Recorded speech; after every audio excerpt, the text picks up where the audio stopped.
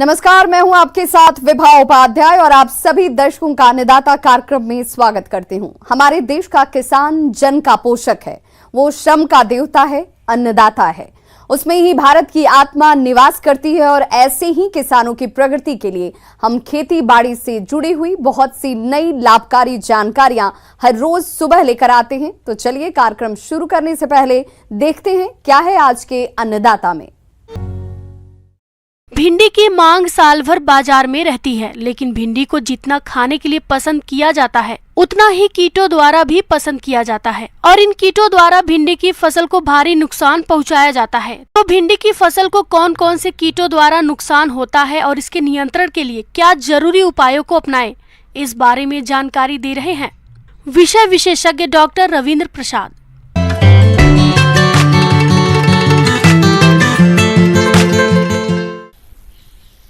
भिंडी की फसल सब्जियों में से एक महत्वपूर्ण फसल है जो काफ़ी पौष्टिक होता है, लेकिन साथ ही साथ इस भिंडी के फसल में कई तरह के हानिकारक कीड़ों का आक्रमण होता है।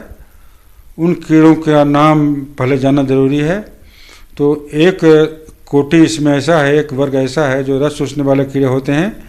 उन रस चूसने वाले कीड़ों में से लाही है और मधुआ जिसे लीफ होपर कहते हैं। लाल कपास का मुतकुन है जो कपास में भी लगता है, इसलिए कपास का मुतकुन कहते हैं। पौधों के पत्तियों के रस चूसते हैं, कोमल डंठलों के रस चूसते हैं, पुष्पकलियों के रस चूसते हैं। भिंडी की फसल में कई तरह के कीटों का प्रकोप होता है, इसलिए समय समय पर इसकी देखभाल करते रहना चाहिए। कीट नियंत्रण के समुचित उपायों को समय समय पर अपनाकर फसल को होने वाले नुकसान से बचाकर अच्छी उपज ले सकते हैं। कीट नियंत्रण के उपाय: कीट ग्रसित प्ररोह, फल, फूल एवं कोपलों को इकट्ठा कर नष्ट कर देना चाहिए। लाइट ट्रैप लगाकर वयस्क कीटों को नष्ट करें। नर वयस्क को आकर्षित करने हेतु फेरोमोन ट्रैप 12 प्रति हेक्टेयर लगाएं। उचित फसल चक्र अपनाएं। जैविक कीटनाशी दवाओं का छिड़काव करें और इससे कीट नियंत्रण न हो तब रासायनिक दवाओं का छिड़काव करें। ऐसा करके फसल को काफी हद तक कीटों से बचाकर अच्छी पैदावार ले सकते हैं। सबसे महत्वपूर्ण कीड़ा है जो प्ररोह बेधक और फल छेदक कीट। ये जो प्ररोह बेधक और फल छेदक कीट है, बढ़ते हुए प्ररोह को तना में छेद कर डालता है और जब इसमें फल लगता है तो फलों में भी छेद करके उसके आंतरिक गुदा को खा डालता है, जिसके चलते फल न बिक्री लायक होता है न मनुष्य के द्वारा उपयोग करने लायक रह जाता है। इस तरह से ये कीड़े नुकसान पहुंचाते हैं। प्ररोह और फल छेदक कीट: इस कीट की लटें भिंडी फसल में काफी क्षति पहुंचाती है, जो कि फलों में छेद कर अंदर घुस जाती है और फल खाकर नुकसान पहुंचाती है। इसके प्रकोप से शुरुआत में अंतिम प्ररोह टर्मिनल शूट मुरझा जाती है, इसके बाद गिर जाती है। फल, फूल और कलिकाएं भी गिर जाती हैं। साथ ही फल अनियमित आकार के हो जाते हैं और वर्षा के बाद वातावरण में ज्यों ही आर्द्रता बढ़ती है, इस कीट का प्रकोप प्रचंड रूप ले लेता है और भारी नुकसान पहुँचाता है। फल छेदक कीड़ा है, पतलपेटक कीड़ा है, उससे बचाव के लिए फ्लूबेंडियामाइड जो फेम के नाम से बाजार में उपलब्ध है, उसका 1 मिलीलीटर प्रति 3 लीटर पानी में घोल बना करके साफ मौसम में इसका छिड़काव करना है। जब तापमान वायुमंडल का बढ़ता है और बरसात बीच में अगर 10-15 दिन रुक जाता है, उस परिस्थिति में लाल मकड़ी का प्रकोप होता है, जिसके चलते भिंडी की पत्तियाँ नीचे की ओर या कभी ऊपर की ओर मुड़ सी जाती हैं, जिसके चलते इसका नुकसान होता है। लाल मकड़ी, रेड माइट्स: यह 8 पैरों वाला बहुत छोटा लाल पीला कीट होता है जो अपने तीखे मुखों द्वारा भिंडी फसल के पौधों की निचली सतह पर रहकर रस चूसता है। इसके भी शिशु यानी निम्फ और वयस्क हानिकारक होते हैं। क्षति के कारण पत्तियों पर भूरे सफेद धब्बे बन जाते हैं तथा पत्तियां मुड़ने लगती हैं और भूरी पड़कर गिर जाती हैं। इसके नियंत्रण के लिए, मकड़ी के नियंत्रण के लिए स्पायरोमेसिफेन नामक दवा जो बेरोन के नाम से बाजार में उपलब्ध है, इसका 2 मिलीलीटर प्रति लीटर पानी में घोल बना करके साफ मौसम में छिड़काव करना है। इससे कीड़ा ऐसा है जो पत्तियों को लपेट लेता है, जिससे पतलपेटक कीट कहते हैं। लपेट करके उसके हरी तिमा को खा डालता है। और जो पतलपेटक कीट है उसके निदान के लिए भी ये फ्लूबेंडियामाइड नाम का जो कीटनाशी है उसका 1 मिलीलीटर प्रति लीटर पानी में घोल बना करके छिड़काव करना है और ऐसा करके आप अपने भिंडी में होने वाले कीड़ों और मकड़ियों से होने वाले नुकसान को आप रोक पाएंगे और भरपूर उपज ले पाएंगे। फसलों के विकास और अच्छी उपज के लिए पोषक तत्वों की सही मात्रा जरूरी होती है और ये पोषक तत्व प्रकृति में मौजूद होते हैं, लेकिन कुछ तत्वों की पूर्ति हमें खाद उर्वरकों के माध्यम से करनी पड़ती है। ऐसे में धान का सही पोषक तत्व प्रबंधन कैसे करें, इसके लिए देखें ये खास रिपोर्ट।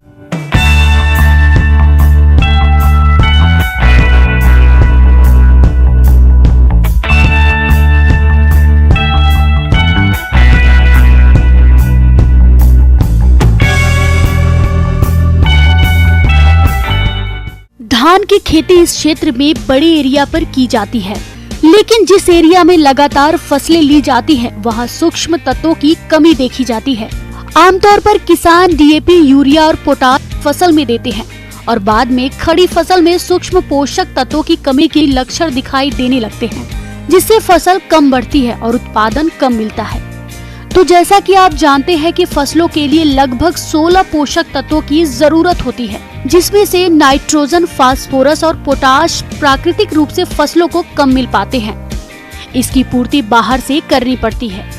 वही गंधक, जिंक, बोरान और आयरन मिट्टी में मौजूद रहते हैं, लेकिन आज इनकी भी कमी पाई जा रही है। वही अन्य तत्व आसानी से प्राकृतिक रूप से फसलों को उपलब्ध हो जाते हैं। पोषक तत्वों की उपलब्धता जानने के लिए फसलों के लगाने से पहले मिट्टी की जांच करवा ले, जिससे पता चल सके कि मिट्टी में कौन से तत्व की कमी है। अगर आप मिट्टी की जांच नहीं करवाए हैं तो धान की रोपाई के समय डीएपी, यूरिया, नाइट्रोजन के अलावा जिंक सल्फेट का प्रयोग कर सकते हैं, क्योंकि जिंक तत्व की कमी हर जगह मिट्टी में देखी जा रही है।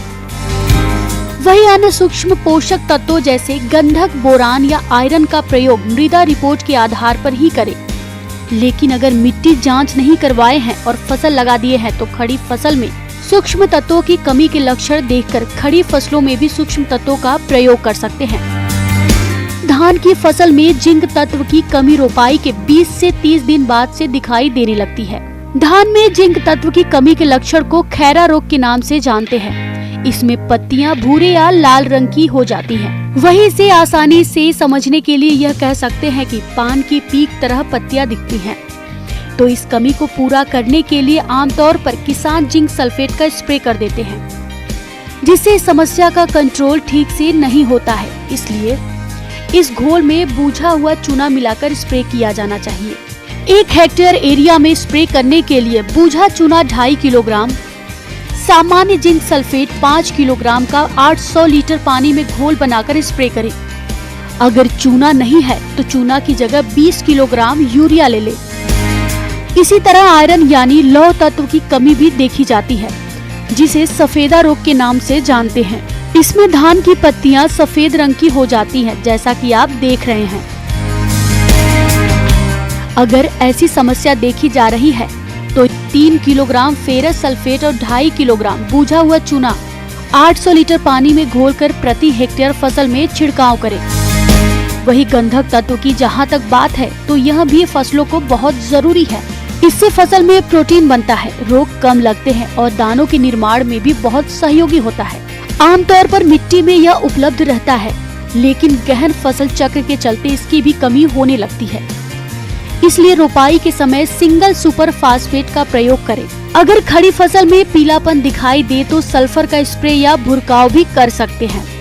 इसी तरह बोरान तत्व की भी कभी कभी कमी देखी जाती है। इसकी कमी होने पर पत्तियां मोटी और कड़ी होकर नीचे की ओर मुड़ जाती हैं। वहीं अगर खड़ी फसल में इस तरह के लक्षण दिखाई दे तो बोरोक्स की 5 किलोग्राम मात्रा का 800 लीटर पानी में घोल बनाकर प्रति हेक्टेयर फसल में छिड़काव करें। किसान भाइयों, आपको बता दें कि मिट्टी में पर्याप्त मात्रा में जीवांश रहेगा तो सूक्ष्म पोषक तत्वों की कमी नहीं होती है।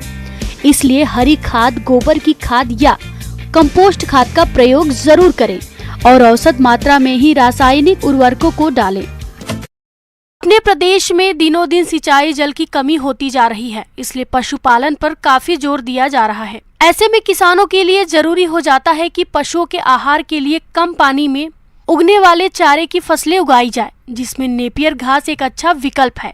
तो आप इसकी उन्नतशील किस्मों का चयन कर खेती की तैयारी करते हुए वैज्ञानिक तकनीक से रोपाई कैसे करें, इसकी जानकारी दे रहे हैं विषय विशेषज्ञ भागवत प्रसाद।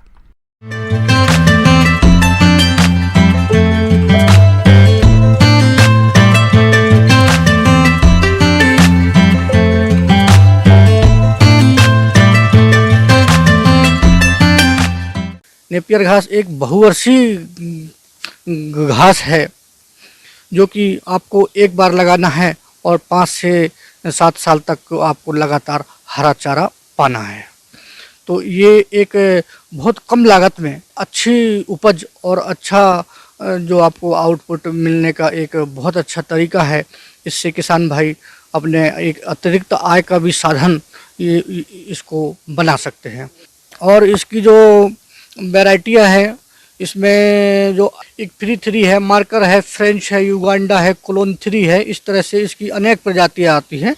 और इसको जो लगाने हैं कम से कम 3 से 4 महीने जो शूट है 3 से 4 महीने कम से कम हो और कम से कम यह 10 से 12 महीने पुराना ना भी हो।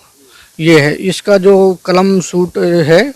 हाँ, 4-5 महीने का ही होना चाहिए, बाकी ज़्यादा पुराना ना हो।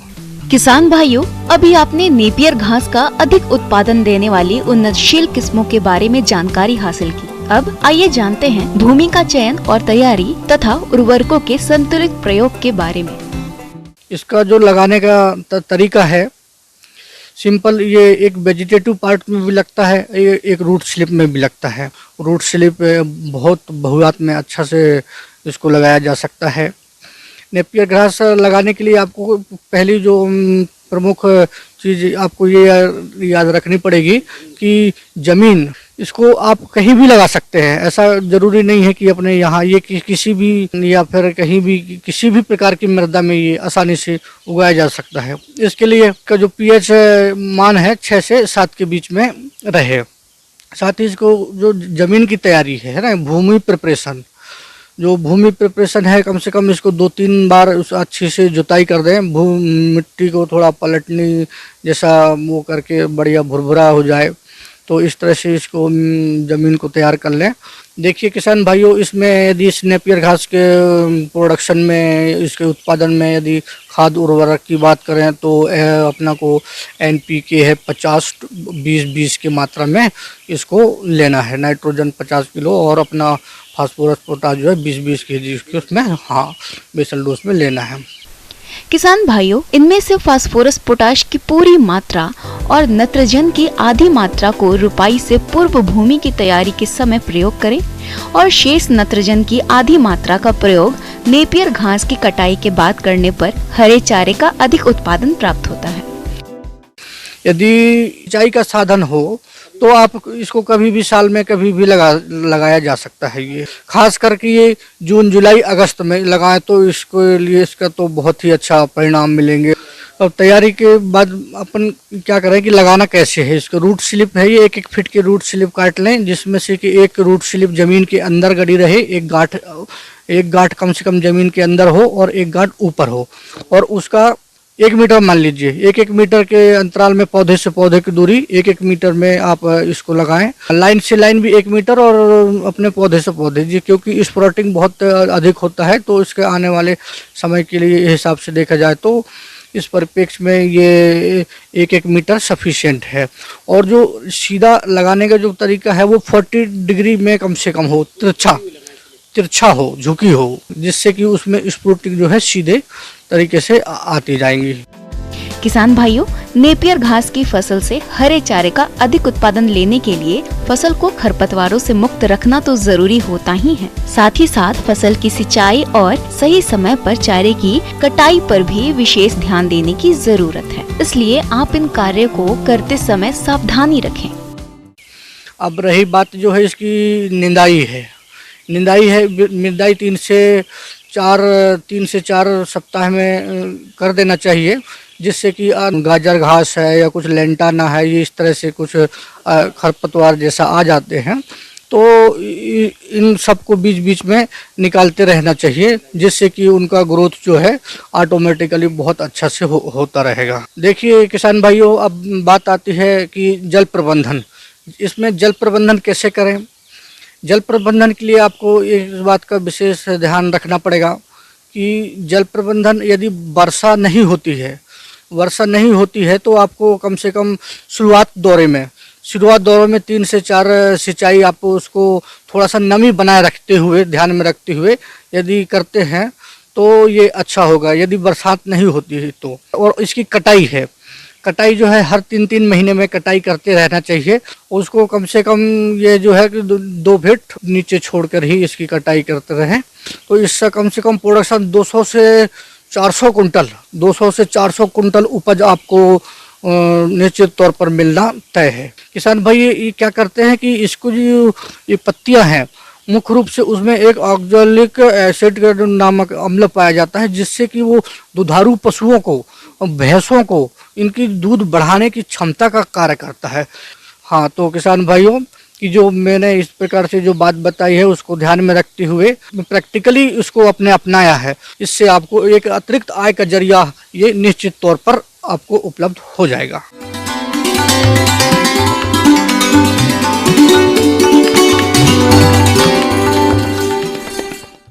आइए जानते हैं अन्नदाता निःशुल्क फोन के माध्यम से पूछे गए समस्याओं का समाधान।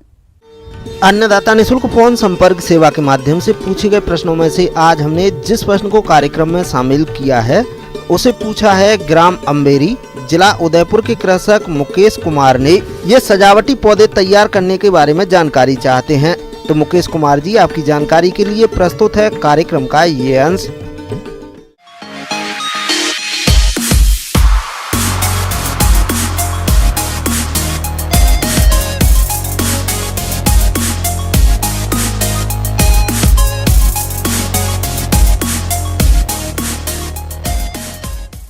तो हम बात करें व्यवसाय की, तो नर्सरी को हम जैसे पौधे तैयार करके अंदर हम डिफरेंट टाइप्स के जो हैं फल हैं, फूल हैं, सब्जियां हैं, इनके भी हम सीडलिंग को मार्केट में बेच सकते हैं डायरेक्ट सीडलिंग तैयार करके।